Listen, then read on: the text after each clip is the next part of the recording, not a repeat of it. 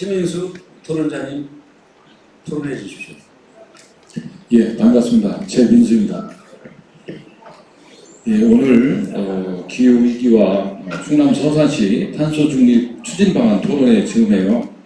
여러 가지 환경 문제가 있습니다만 그중 해양오염의 주범인 미세 플라스틱의 현 상황 등을 살펴 우리의 그 일상 속 시민 참여와 관심을 이끌어내고 또 일상 속 그 미세 플라스틱에 대해서 간략하게 말씀드리고자 합니다. 언제부턴가 우리는 아침에 눈을 뜨자마자 그 뉴스 일기예보를 꼼꼼히 챙겨보는 습관이 생겼습니다. 이것은 산업화 이후 물질 분명에 대한 산물로 파생된 환경오염으로 인한 태풍이라든지 가뭄, 미세먼지, 해양오염 등이 우리 생활을 위협하고 있기에 생활 패턴마저도 이처럼 변하고 있는 실정입니다. 이에 국제기구 및 정부 차원의 기후변화 대응을 위한 여러 제도적 장치들을 만들어 시행 중에 있지만 우리 피부에 와닿는 실효성은 아주 미미한 그 수준으로 더욱 기후 환경이 악화되고 있는 현실입니다.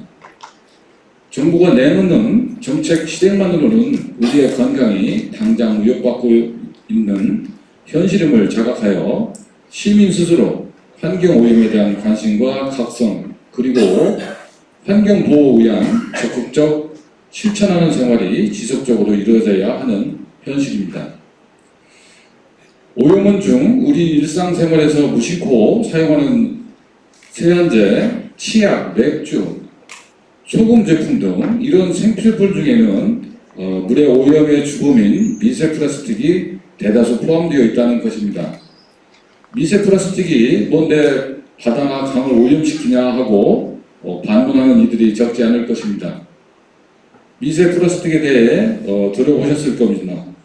한마디로 쉽게 풀어보면 그냥 우리 주변의 일상 속에 쓰이고 있는 플라스틱 물건들이 부서져서 작게 조각이 나면 그것을 미세 플라스틱이라고 합니다. 통상적으로는 0.3mm에서 5mm 미만 크기의 조각을 말할 수 있다 할 수 있습니다. 바다에는 무수히 떠다니는 플라스틱 조각이 약 5조 2,500억 개 정도로 그중 92%는 미세 플라스틱이 차지하고 있다는 환경단체의 통계가 있습니다. 이처럼 많은 양의 미세 플라스틱이 존재하는 이유는 우리의 일상 속에서 미세 플라스틱이 쉽게 접할 수 있는 대의 원인을 찾을 수 있습니다.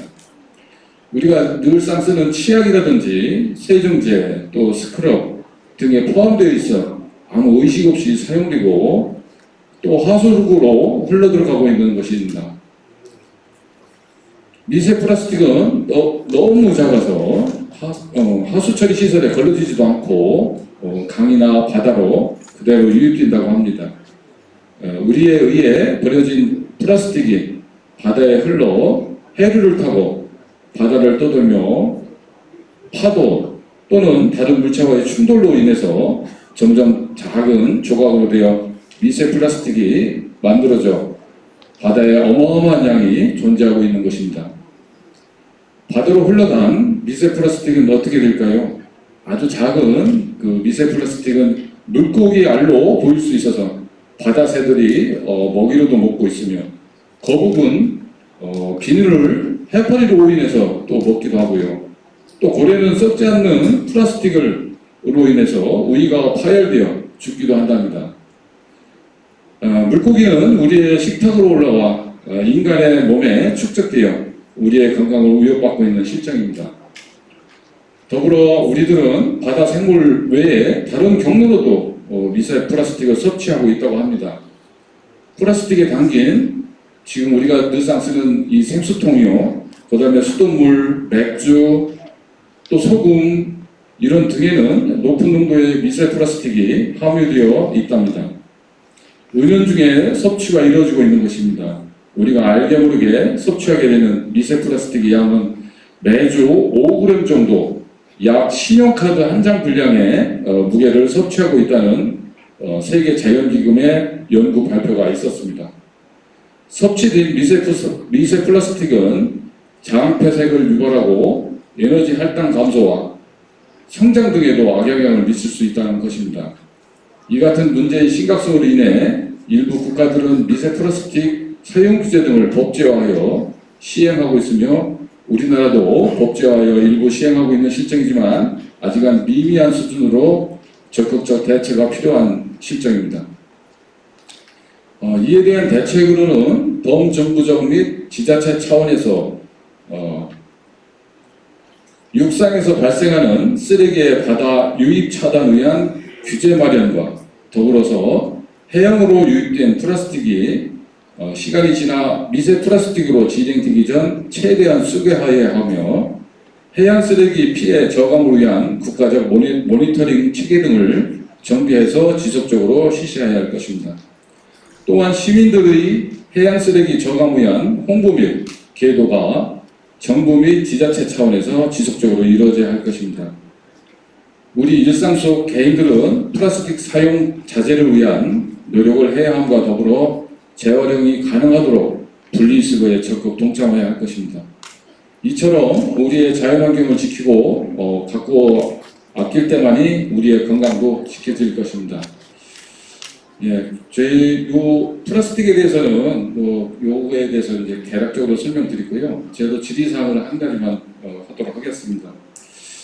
이상신 발제자님께서 발표하신 내용 중 서산시 탄소중립 정책 제안 두 번째 관리 가능한 지역 인벤토리 구축에 대해 즉 온실가스 인벤토리 구축에 대한 충청남도 및 서산시의 운영 실태를 한 가지만 질의하고자 합니다.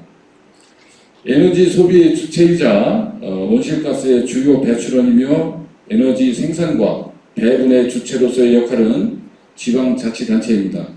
또한 규제자와 개발 주체이자 시민의 소비 양식을 변화시킬 수 있는 촉진자로서의 역할을 지방자치단체가 수행해야 한다고 볼 수 있습니다.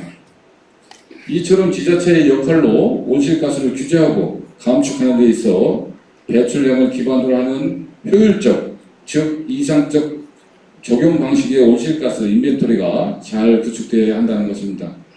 이에 서울시에서는 지역 특성을 반영한 서울형 온실가스 인벤토리를 구축하며 기후변화 대응에 관한 조례를 만들어서 조례 제15조인데요. 조례 내용은 온실가스 배출량 등을 산정하는 그런 내용입니다. 그것을 제정해서 운영하고 있는 현실입니다. 그럼 우리 충청남도 및 서산시의 조례 제정 여부 및 현 운영 상황이 어떻게 이루어지고 있는지와 서울시에서 선제적으로 실시한 서울형 온실가스 인벤토리 구축의 결과가 어떤 변화가 있었는지에 대해서 간단히 설명해 주시기 바랍니다. 네, 그 관리 가능한 인벤토리 구축은 제가 말씀드렸듯이 배출량 기반은 이상적인 거죠. 이상적으로 우리가 이렇게 관리를 하면 된다라는 거고, 그게 지역에서는 사실 어렵습니다. 그래서 지역은 특히나 광역시 이외에는 상당히 어렵죠. 광역시 같은 경우는 뭐 서울시를 비롯해서 뭐 아까 말씀하신 그 서울형 온실가스 인벤토리 시스템도 보면 서울이나 광주도 그 시스템을 가지고 있습니다. 광주 같은 예를 들면 서울도 마찬가지 비슷할 것 같은데요.